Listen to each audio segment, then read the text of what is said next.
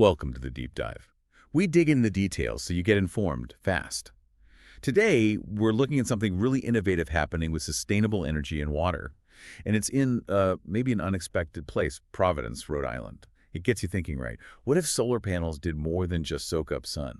What if they could actually harness rain too? That's exactly it. Providence is, well, they're really pioneering these rain-powered solar systems. It's this dual-purpose idea tackling energy, water saving, and importantly, climate resilience. And that's key for a place like Providence, which sees, increasingly extreme weather. Yeah, and we're not talking light showers. Providence faces some serious climate stuff. Hurricane risks, winds hitting over 74 miles an hour, plus quite a bit of rain, over 245 millimeters annually, especially heavy in winter, and temperatures. They can drop down to minus 17 Celsius. How do you even build for that kind of variability? It really demands robust, integrated solutions, doesn't it? Absolutely. Those conditions are a tough test. But what's fascinating is how they're using that challenge. So this rain-powered tech, the core idea is actually pretty straightforward but really effective. First, you've got the solar rainwater harvesting part.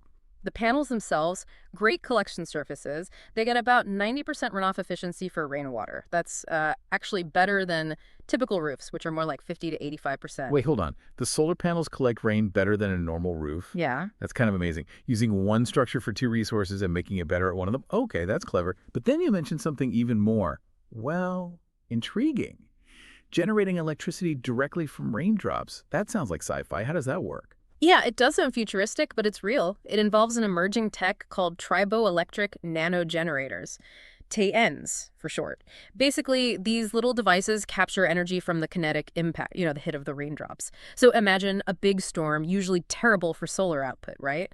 Now it could actually be generating power, turning bad weather into, well, potential energy. Now the main challenge right now is scaling it up and making it cost-effective for big commercial use, but the potential is definitely there. It's there. Okay, that could really change things for grid stability when it's cloudy or stormy. So where can we see this kind of thing happening now? Is there a practical example? Oh, definitely. Providence Water's solar initiative is a great example. Look at their Pine Hill Road project in Johnston, Rhode Island. That's a big one.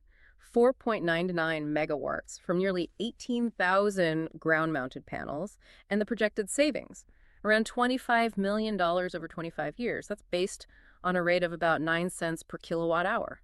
What's also neat is the integration bit. You could take existing solar farms, add some simple gutters, and collect a lot of water. Just 4 square meters of panels. Could gather something like 444 liters a day. Plus, having them mounted off the ground helps with storm resilience too, which, as you said, is crucial there. Right, $25 million is huge. But getting there, I imagine, involves some tough engineering problems, especially with that weather. What kind of hurdles did they face and how did they solve them? Good point. It's not just plug and play. They needed aerodynamic panel designs specifically to handle those potential hurricane winds.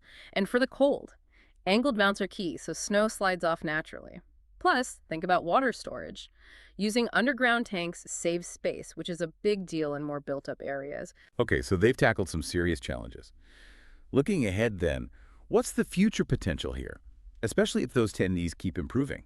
The outlook is pretty exciting. Those tennies, even as they are now, might boost energy output maybe 5 times during storms. That complements solar perfectly.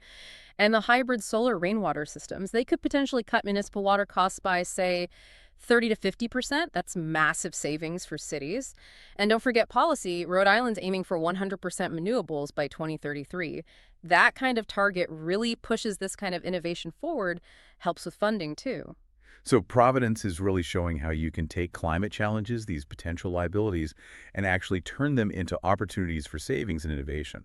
It's quite the model. Exactly. What's really fascinating here is how this integrated thinking energy and water together could be a blueprint for coastal cities everywhere adapting to climate change. It shows a path to resilience. It definitely does. It makes you wonder, doesn't it? How could linking solutions that seem separate, like energy and water, unlock new kinds of resilience and efficiency where you live? Something to think about. That's it for this deep dive.